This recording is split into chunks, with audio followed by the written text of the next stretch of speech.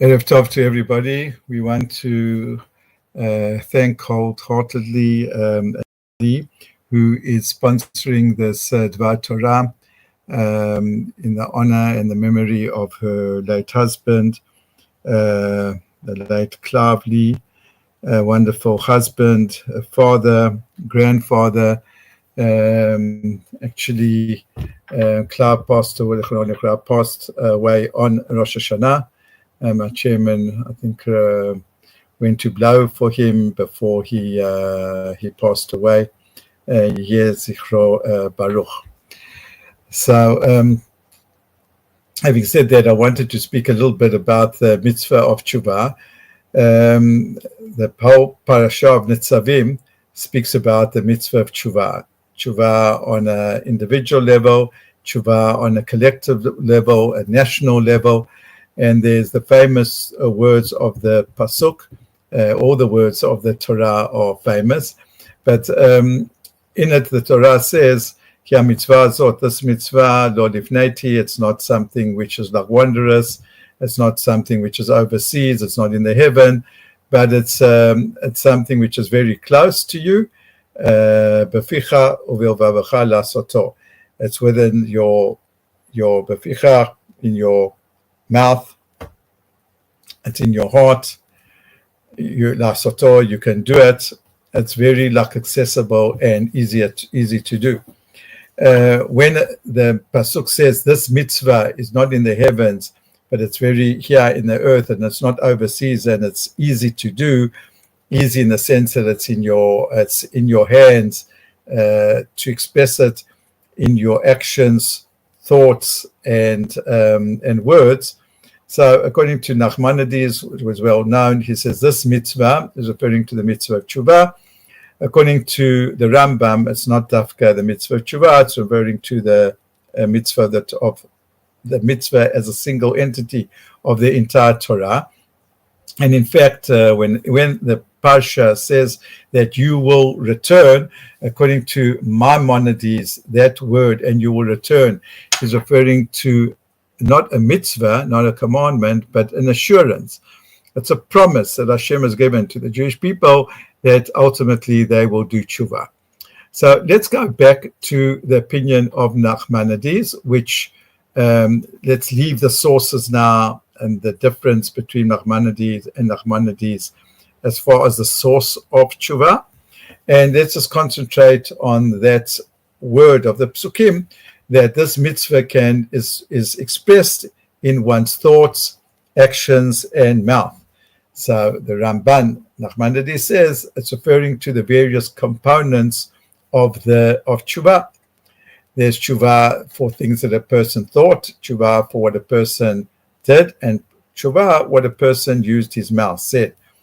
That's the one side. The other side is that these three categories, that a person has to do Teshuvah, number one, for what he did, and then he has to do a Teshuvah using his thoughts and his heart. In other words, he has to work out where he made a mistake and to regret it.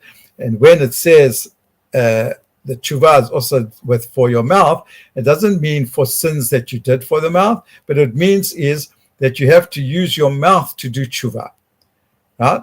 And how do we use our mouth to do Teshuvah? We use our mouth when we confess, right? That's when we are using our mouth as a vehicle to do Teshuvah.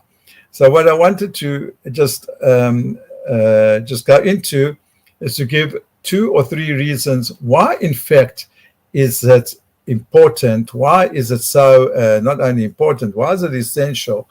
Certainly, according to many authorities, that a person, it's only considered that a person did a true Teshuvah when it is accompanied with confession. Why? Let's say that a person, he stops doing something that he shouldn't, right? Not only the negative, he stops doing that which is negative, and he also does things which are positive. He keeps Torah and mitzvot.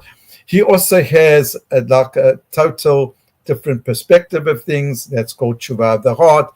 He learns more. He understands where he went wrong. He's got a different outlook to things. Why isn't that enough? Why does the Torah want us now to also do Teshuvah in the form of a mouth, and that is to confess. And that's a person had all those other things, but they didn't confess. So what's the problem? I mean, they retracted, they didn't do anything, they've got a new life. So why do they have to confess? So there are three explanations. So one explanation is that it reflects the sincerity of the person, and it shows whether a person is really true about his teshuvah. Because it's very, very hard for people to admit that they did wrong.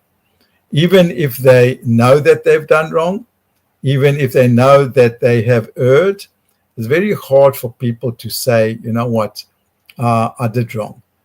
And that's what the confession comes to do. The confession comes now to ratify and to express a person's sincerity in his doing teshuvah. Right? Even if a person changes, and even if a person regrets, right, it might the negative behavior might resurface.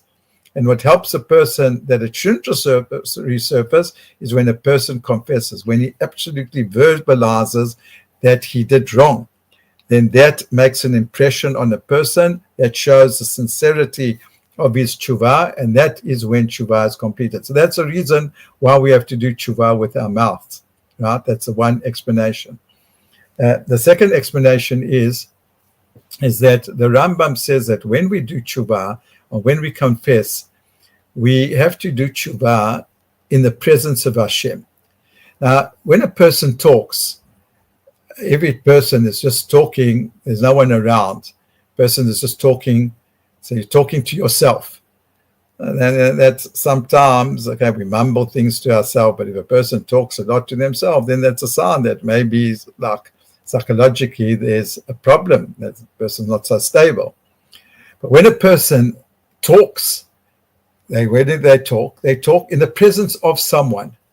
So the confession forces a person, right, to realize that the one who's listening to him is God himself.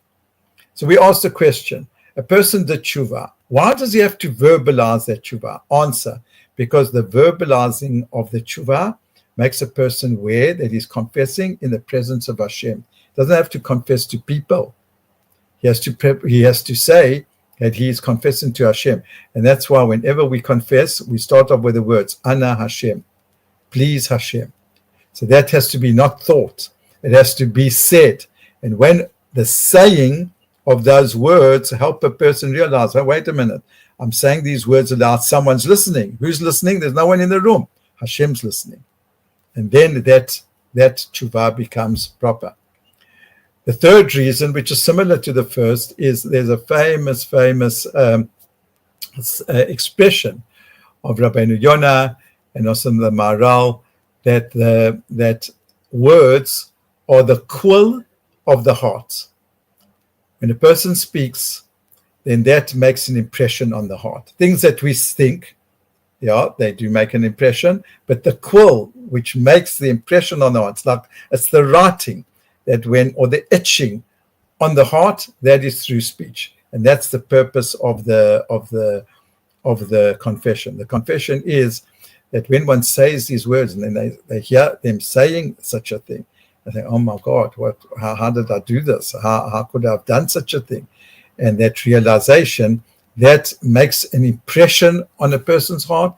It's, as the Rabbeinu Yonah says, it's the quill of the heart, and that ensures that the behavior won't be repeated. So those are the three reasons why the Torah says, yes, it's a person, of course, we have to do teshuvah, and Be'ezrat Hashem, we're starting a new year, we all on the path that like to do teshuvah. And then there are levels of doing teshuvah, and the Torah is saying that the best level is, according to some, it's a sine qua non, that you have to do it, is that one has to verbalize what one is thinking.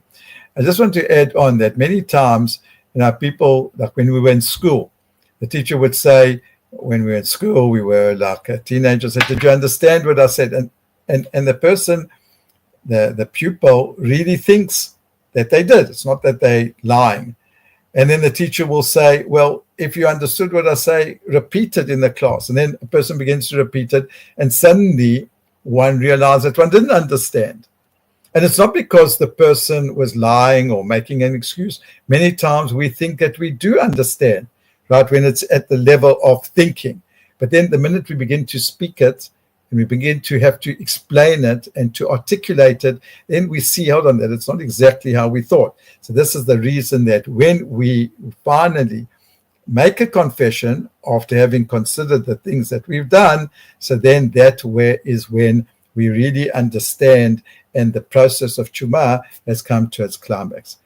So we wish everybody, and to thank Anita and the family, and to everybody, a Shaktiva v'chatima tova, a good year and a sweet year.